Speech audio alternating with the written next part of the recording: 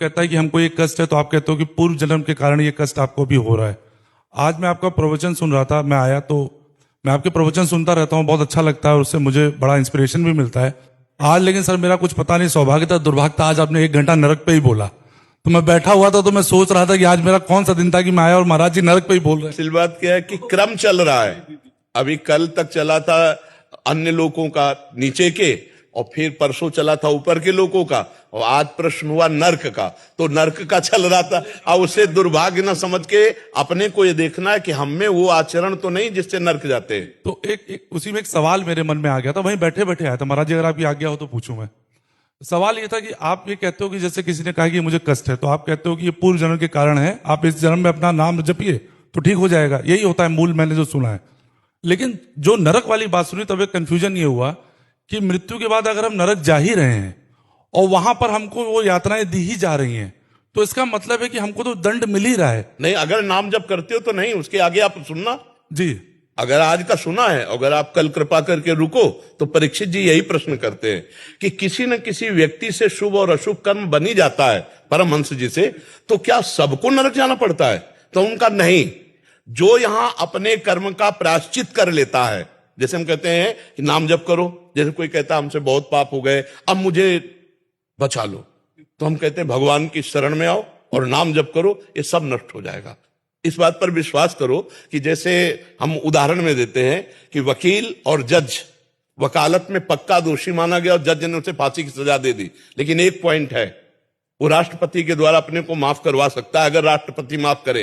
तो इसीलिए श्री भगवान कहते हैं सर्वधर्मान परित्यज्य मामेकम शरणम व्रज अहम त्वाम सर्व पापेभ्यो मोक्षयिष्यामि मा शुचा।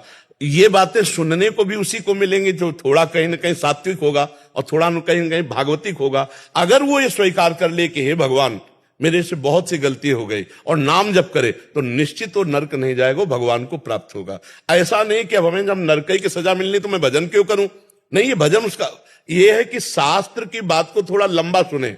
अब जैसे कल सुनोगे आप, तो परीक्षित का इसी के आगे प्रश्न है नरकों के बाद, तो उससे बचे कैसे? तो उसमें अजामिल का उदाहरण देते हो कि जीवन भर वैश्यागमन किया और अंतिम समय अपने पुत्र के बहाने नाम पुकारा नारायण, तो भगवान के पार्षद आ गए और यमदूतों के पास काट दी और उसे परम पद मिला।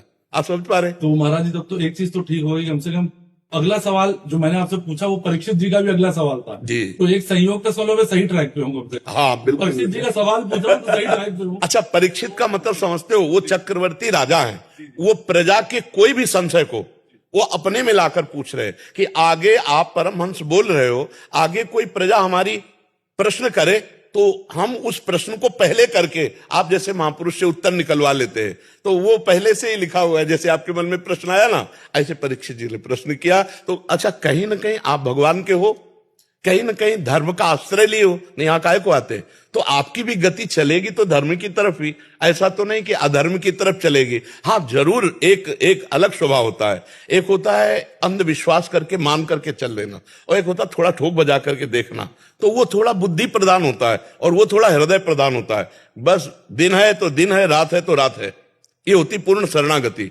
और एक जो बुद्धि प्रदान होता है वो कहता है नहीं जी, ये लाइट का प्रकाश है, रात है, दिन नहीं है, हम देखना चाहेंगे कि सूर्य है कि नहीं।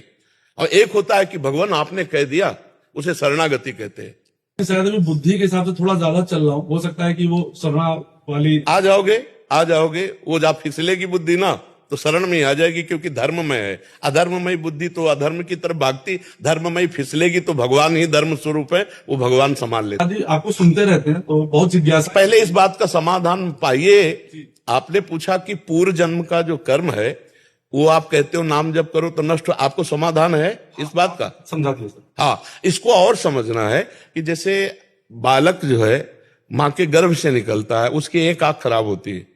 क्यों खराब होती है? सबको 2 आंख दी, उसकी एक आंख, तो पूर्व में उसका कोई कर्म है ना।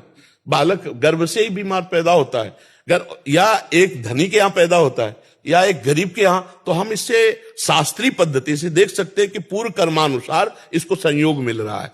क्योंकि जैसे अब आप कोई कर्म करो, दंड मिले, तब तो माना जाएगा ना कि आपने कर्म किया, दंड दिया। वो कर्म लायक ही नहीं हो, दंड उसको मिल गया, इसका मतलब कपड़ा बदला है, लेकिन जो इसको पहनने वाला है वो पूर्व से बहुत कर्म किए हुए है, उसको दंड मिल रहा है।